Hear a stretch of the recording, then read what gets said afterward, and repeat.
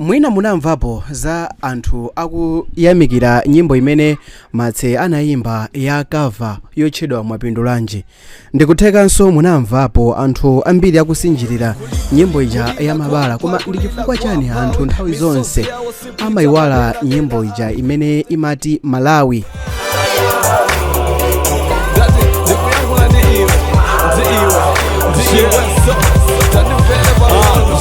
Amene anayimba ndi Matafale Evison, koma ndi chifukwa chani anthu sachita include pa nyimbo za Martse. Ngati munakhalapo ndi funso lotere musiku la lero, ndifuna ndikuwuzeni chinthu chimene chidachitika kuti nyimbo imene Martse adayimba yotchedwa Malawi, imene adachita cover ya Matafale, ngati imene adachitiranso cover nyimbo ya Bide Kaunda, ngatinso imene adachita cover nyimbo ya Lucius Banda, Martse nyimbo ya Malawi sadapite nayo patali, sadayikoke m'mashow mwake komanso m'maradio, sinaseweredwe kwa nthawi yayitali. Musiku la lero ndiyankha funso limene mukhonza kukhala kuti panopa mukuzifunsa, chifukwa chani?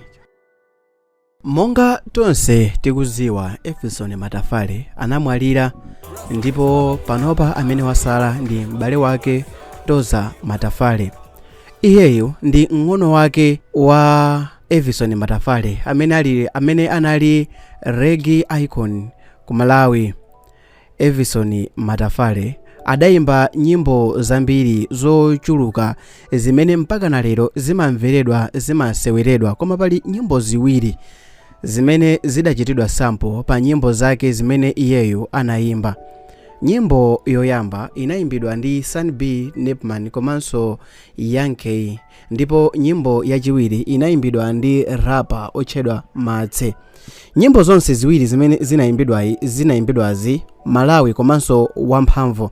Idali nyimbo zimene iye mwini wake Evison Matafale adatchuka nazo mu chaka cha 1999, zimene zidalinso nyimbo zimene zidamtukula kwambiri, zidaziwisa kwambiri kwa Malawi. Nyimbozi zinali mu album ya kuyimba 1. Monga tonse tikuziwa, amene ankayankha milandu kapena amene ankaganiziridwa kuti analakwira nyimbo zimenezi, oyamba adali Sun B Nepman komanso Yankee, amene Sun B pakudusa over zaka 20 pamene Nepman anabwera kuziwika kwambiri mu music industry mchaka cha 2003, moti panopanso Nepman akukwanisa zaka almost 20, pamene mbali naye pali munthu uja Yankee amene adabwera poyera mchaka cha 2006. Komanso mbali naye pali Martse amene adaziwika kwambiri ku mtundu wa Malawi mchaka cha 2010. Koma funso ndikumati, ndi chifukwa chani Martse ndi amene adachita drop nyimbo yake? Tente khale limodzi.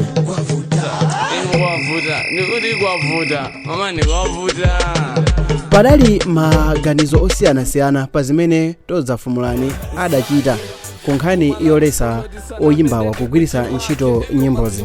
Of course tonse amene timadziwa kuti palibe lamulo limene lili strictly ku Malawi limene limalesa munthu ndikukopera nyimbo ya munthu wina, kapena limene limaonesa kuti kuli chilango chokhwima chimene munthu akhonza kuchipeza atakhala kuti wachita kope nyimbo ya munthu wina. Toza Fumulani adapita ku media ndikukadandaula kwambiri chifukwa chochitidwa cover nyimbo za m'bale wake mopanda akubanja kudziwa. Iyeyitu ananenesa kuti zimene ankafuna si ndalama kuchokera kwa oyimbawa, koma ankafuna iwo ndi kungowapasa anthu permission kuti nyimbo za m'bale wawo zisamangogwirisidwa ntchito popanda iwo kudziwa. Maganizo awa anthu ambiri anawasapota, pamene maganizo oterewa anthu ambiri ankaganiza kuti yangokhala chabe jealousy chifukwa chakuti munthu yitu amene tikumutchula kuti Toza Matafale, iyeyu ndi oyimbanso amene wakhala kuyesera kuyimba kufuna kuchita compete ndi aja ma Black missionaries, koma sizimatheka.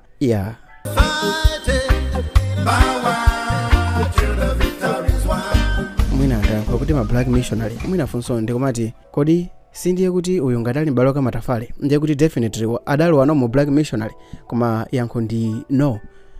Okay, chabwino tiyeni tipitirire kuona motere.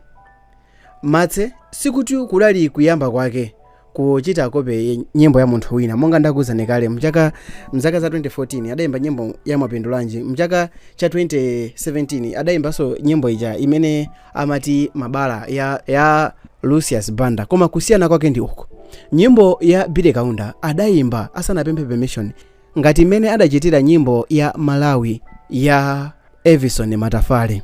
Koma patabwera ka strike akaka kuti akubanja la Matafale asana kondwere kwambiri ndi kuchitidwa remix kwa nyimbo ya m'bale wawo Martse, adayenda step yoyenera kupempha kuti achite nawo remix nyimbo ija ya mabala ya Lucius Banda. Izizi tonse tikudziwa Billy Kaunda sadapite naye ku court Martse, sadayankhulepo kanthu kena kalikonse kufikira mu nthawi imene Martse adamwalira. Billy Kaunda adalemba uthenga othokoza kwambiri Martse poyika nyimbo yake ya mapindulanji kuibwezeresanso mu chati kuti mpaka na panopa anthu amadziwa, achinyamata amene amabadwa panopa amadziwa kuti Billy Kaunda adayimbapo nyimbo yotchedwa mapindulanji imene idachitidwa sample ndi Martse. Ngati musiku la lero mmazifunsa funso lakuti ndi chifukwa chani Martse nyimbo ya mabala simakhala kwambiri pa listi ya nyimbo zake, ndi chifukwa chakuti akubanja la kwawo kwa Evison Matafale adaonesa kukhumudwa ndi zimene Martse adachita. Komatu simaseka anthu awa ndikuphatikizapo Sunby, Nepman komanso Yankee amene panopa amatchulidwa kuti hyphen. Bwanji video iyi ngati mwayikonda komanso mwaphunzirapo kanthu kena kake, ndikhulupirira kuti mutipasa like. Komanso ngati muli oyimba kapena munthu amene mmakhala ndi chidwi kwambiri ku nkhani zokhuza nyimbo ndipo mukufunisisa mutakhala oyimba otchuka, chonde musanayimbe nyimbo ya munthu kapena kupanga cover nyimbo ya munthu wina aliyense, choyamba step yofunikira kwambiri kapempheni permission kuti muchite cover nyimbo yake. Ngati mwaphunzirapo kanthu kena kake musiku la lero, please subscribe. Together, and we still keep it fresh, man. Martse, I told you so.